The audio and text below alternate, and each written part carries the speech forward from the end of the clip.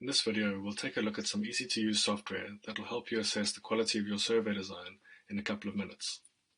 The software is a Shiny web app that can be run by pasting this link into your browser. The Shiny app is written by Murray Efford and provides an interface to his SCR design R package.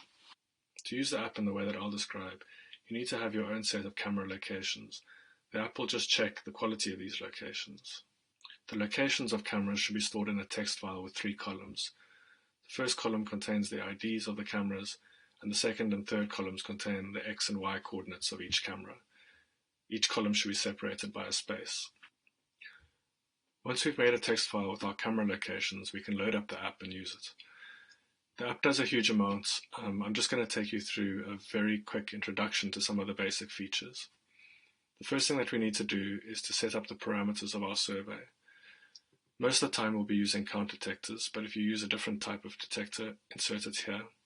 We then need to put in some guesstimates for some of the parameters of our surveys. So something for density, for lambda naught, and for sigma. Before you run a survey, you won't have a very good idea about what these values might be, but just put in your best estimates. You can do some sensitivity analysis to see that your survey is not too sensitive to these choices. For density, the default in the app is to use animals per hectare, but you can change that to animals per square kilometer in the options.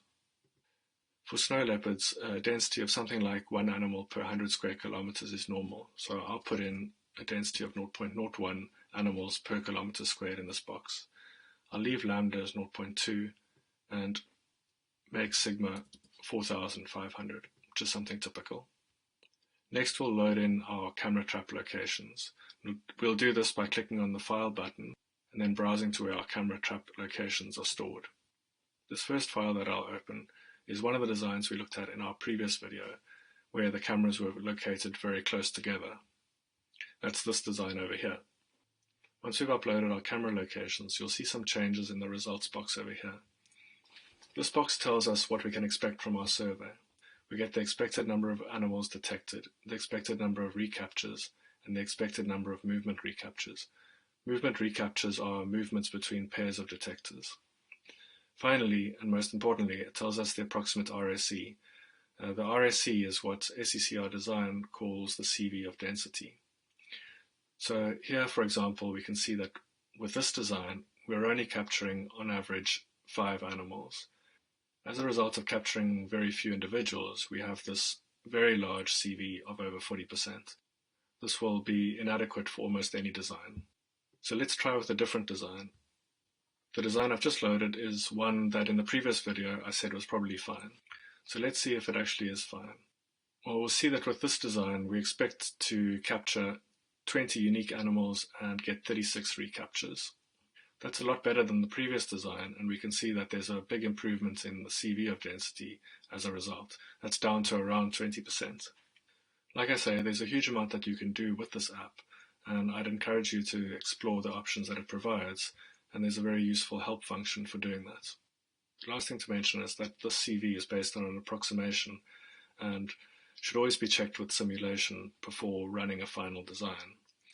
To do that, click on the simulation button and change the maximization method to either of these 2 options.